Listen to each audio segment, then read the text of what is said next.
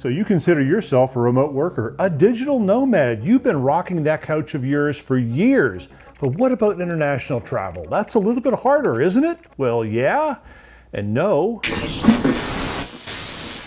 Hi, my name is Rick Higgins, and I have spent the better part of a year telecommuting, remote working, digital nomading, whatever you call it, from Europe. And Spain was probably the best place for me to do it. The differences are subtle, but you're going to really enjoy it when you hear them.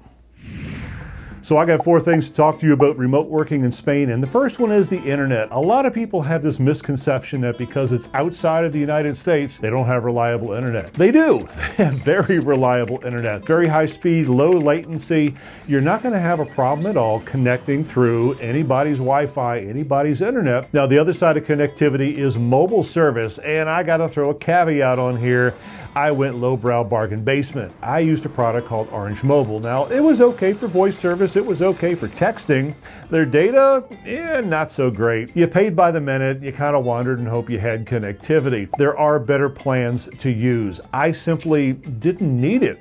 Because a lot of time, if I was out, I was using some business's Wi-Fi, or Wi-Fi as they call it, and I was just doing Wi-Fi calling. So I never really had a problem. But if you're the type of person who likes to wander around and have all of your data on your phone, you might want to explore some other options, because you don't want to go the route I did.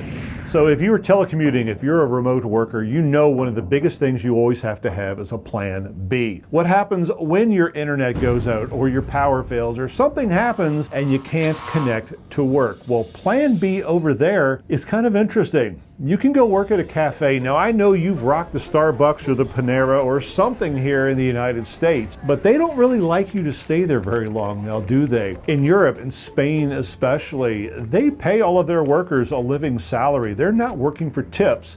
They're not looking to turn over your table. So if you plop yourself down in a restaurant, a cafe, somewhere, and you start working, you can be there all day without having to worry about, oh, should I spend some more money so they think that I'm sitting here? They don't care at all.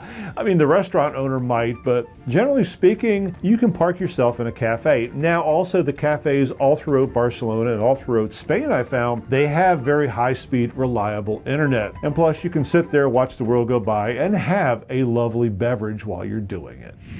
So plan B failed, and now you need a plan C. Well, for me, that was a company called WeWork. They're throughout Spain, and they're pretty much throughout the world. There's a lot of other competitors. Most people think this kind of organization is renting office space, renting cubicles to people, and that's where they go to work. You pay a monthly fee. You can pay a daily fee as well. For instance, when I lost the internet in my apartment, I had to go work for them for a couple of days. So I just basically went 3 days in a row, paid the fee, get there early, because the people who didn't pay extra for the dedicated cubicle, they're going to be fighting you for office space. So get there early, helpful hint number 1. But that is a great third option. So before you go traveling, kind of scope out where some of the cafes are, where some of your plan Bs are, which I didn't do, and I kind of had to scramble. And when you really have to fall back on something, know where the dedicated places like WeWork are, so you can just step in and work will never notice you're gone.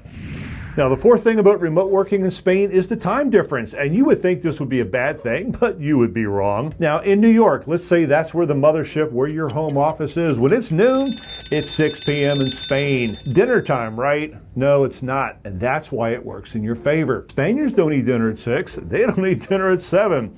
It's usually around 9 or 10 o'clock for you're heading off to the restaurant to nosh the evening meal. So you have this uninterrupted time in the morning while they're still asleep, and you get to work without, I don't know, pesky phone calls. You got a large block of time in the middle there where you and they can actually interact. And by the time your day is kind of wrapping up and done, it's time for your dinner.